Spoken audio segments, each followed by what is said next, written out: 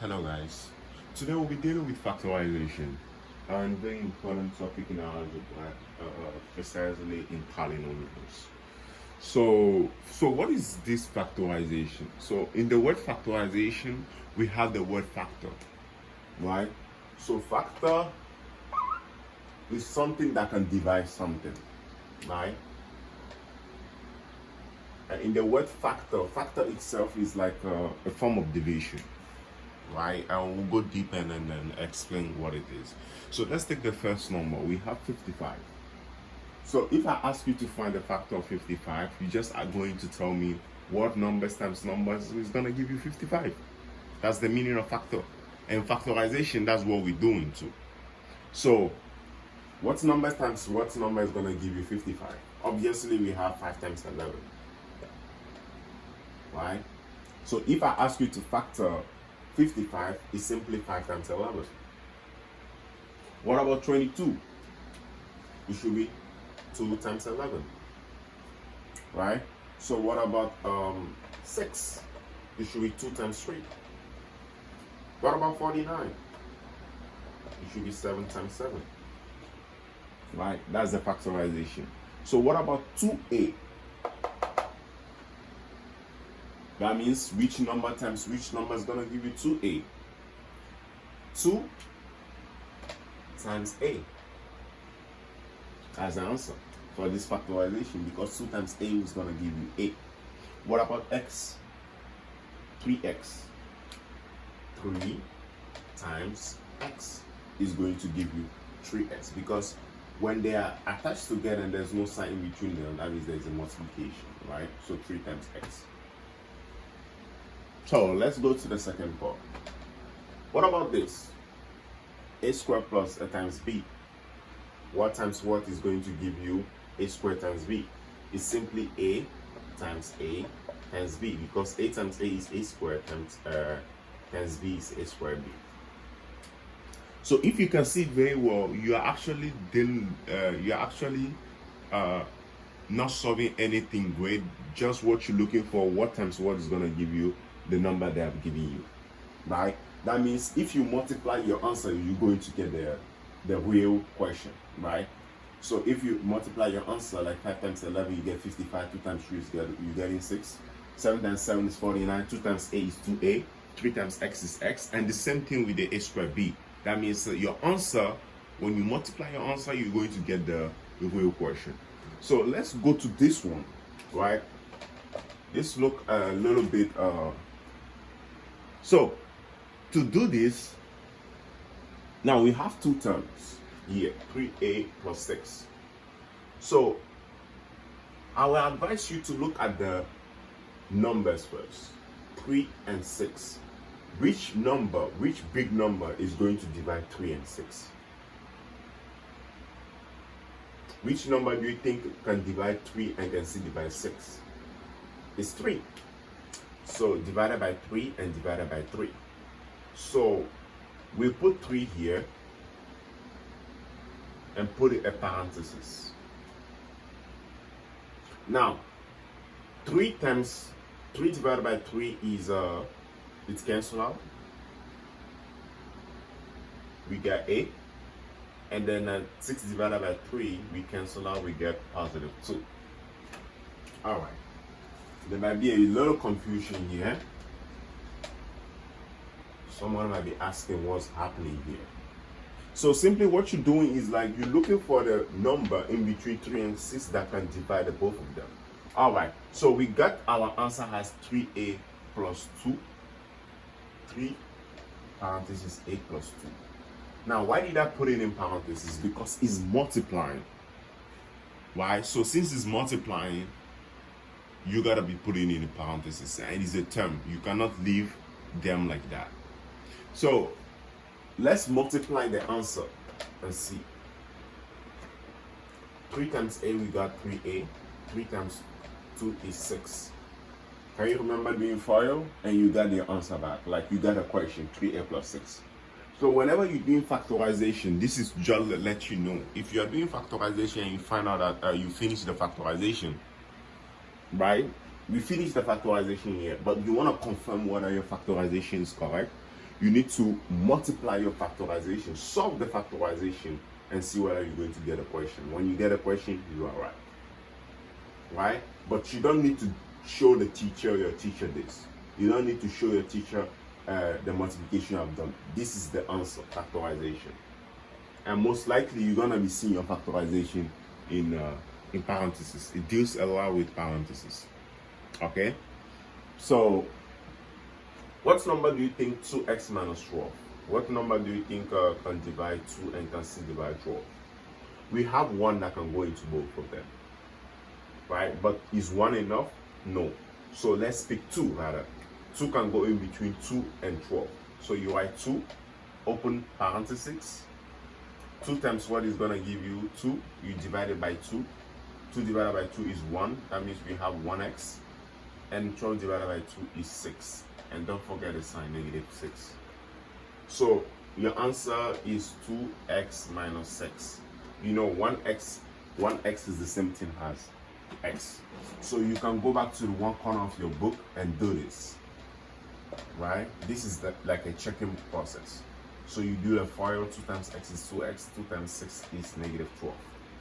So that you have found out that your factorization that you did, you actually got the answer again back, like the question back. Right? So let me take out this. So that's our answer. Now let's go back to the fourth one. This question.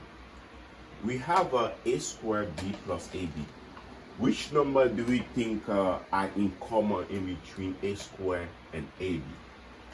First of all, we have a that is common. But this a is a squared. A squared means a times ab plus ab. So I can advise you to write this thing back like a times b plus ab, so that you can see what's really happening. You can write this a squared b means a times b plus a times b, so that you can see it clearly. It will make more sense. So which number do you think can divide a and a, like in between the first term here and the second term here? Obviously the common thing that we have here is a. Now the first one have 2 a, we have 2, but the second one have 1. Since we have 2 here, we have 1, we're going to use 1. You always use a smaller one, right? Is that all? We also have bb, so you're gonna write b. Now you're going to divide it by ab and by ab. You open your parentheses. This cancel this, and this cancel this. So that means we have a left. This cancel this, and this cancel this. So that means we have what? 1 left. So this is our final answer. When you come back here and you wanna check this process, a plus 1. A times a is a squared,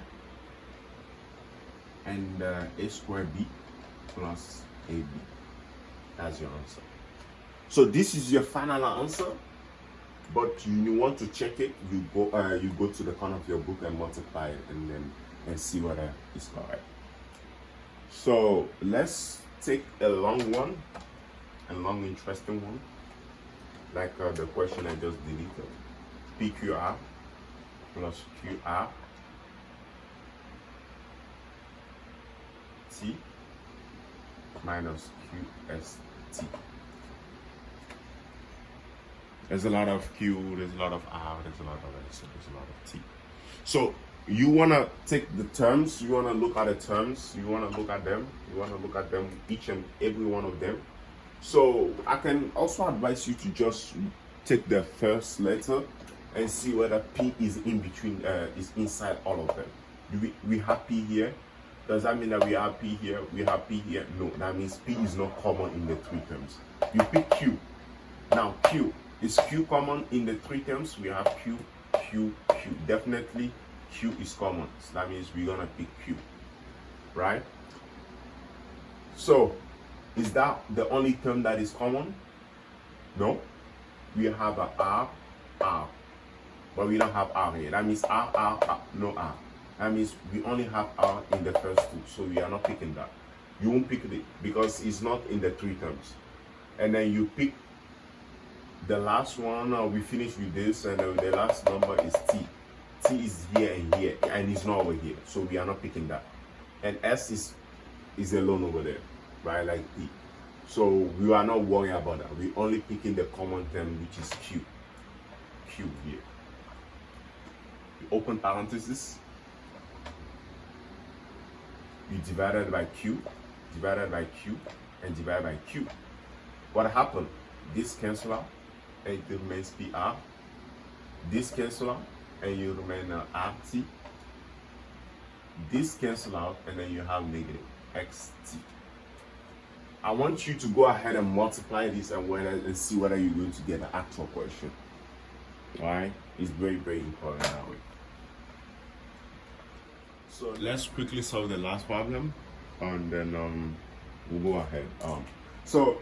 We have 3a squared plus 6ab minus 9b squared. If you look at it very well, we're going to pick numbers first, right? You take the number that's going to divide, that can go into all the numbers. So you deal with numbers first, and then you go with the alphabet. So which number do you think can go into 3, 6, 9? Obviously it's 3, right? Because 3 can go into 3, can go into 6, and can go into 9. So we opening 3, we're writing 3 here, and we know that we're gonna divide by 3, by 3, by 3. That's not all, because we have some common terms here. So you're gonna pick a squared too. Look at a. Does a goes into all of them? A is here, A is here. Is A over here? No. That means A is not common in between all of them. That means we are not dividing with A. So let's pick B. Is B in between, is B common in all of them? B is here, B is here, B is here. So we're picking B. So we're writing B. So if you can see very well, I'm dividing with what can go into the both of them, right? So 3 divided by 3 cancel out, B divided by B cancel out. What's left? A squared. Parenthesis, do not forget. 6 divided by 3 is 2. B divided by B cancel out. What do we have? 2 times A, 2A. Minus, don't forget a sign. 9 divided by 3 is what? 3. B squared divided by B. B squared divided by B. What happens? We subtract the top. 2 minus 1 is B. Right? It's simply B times B. B squared divided by B is B times B. This cancel out. Now we have B. That's what it means. So we have 3B. So I want you to go ahead and multiply this, do the foreign method, and see whether we're going to get the actual question. When you get the actual question, then that means you are right. Right, you are correct. So this is the last part. If you have any question, the first part or the last part or the last question of part 1. If you have any question, please do let me know and write down in the comment. Thank you.